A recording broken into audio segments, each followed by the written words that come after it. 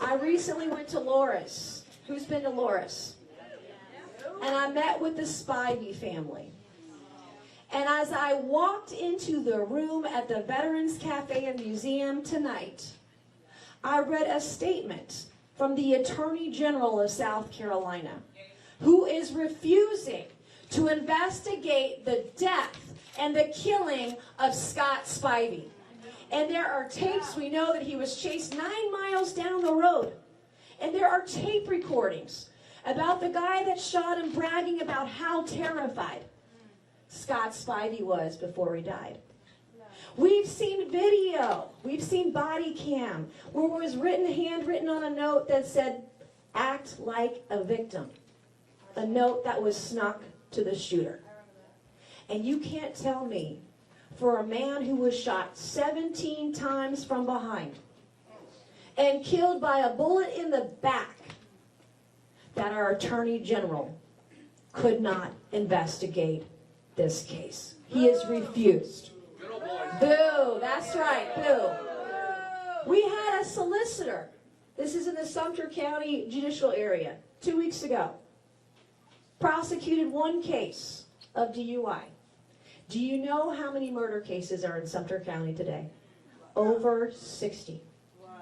If you roll down two hours down the road, south of Charleston, when you don't want to spend your money in Myrtle Beach, you come down to Charleston and we take your money, we cash all the checks. 2 hours down the road in Charleston County, guess how many murder cases are on the docket and not being prosecuted? Over 350 murder cases and attempted murder over the last 7 to 8 years. We don't have trials anymore. We don't have juries. And we don't have prosecutions. And you know why? Because the system is corrupt. We're only one of 2 states in the country that allow our legislators to pick the judges in this state. And then we have an attorney general who runs for office. And do you know who funds his political campaigns for office? The lawyers who have cases before the attorney general and his prosecutors.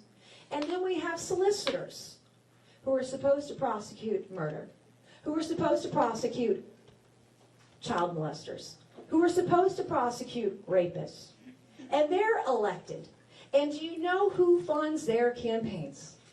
The lawyers who have cases against the prosecutors.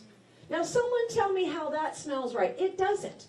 And that's why we have cases like Scott Spivey up here in the PD not being investigated, not being prosecuted. That's why we have hundreds of cases across the state not being investigated. Well, on day one, you know who's going to bring law and order to South Carolina? I for damn sure am bringing law and order to South Carolina.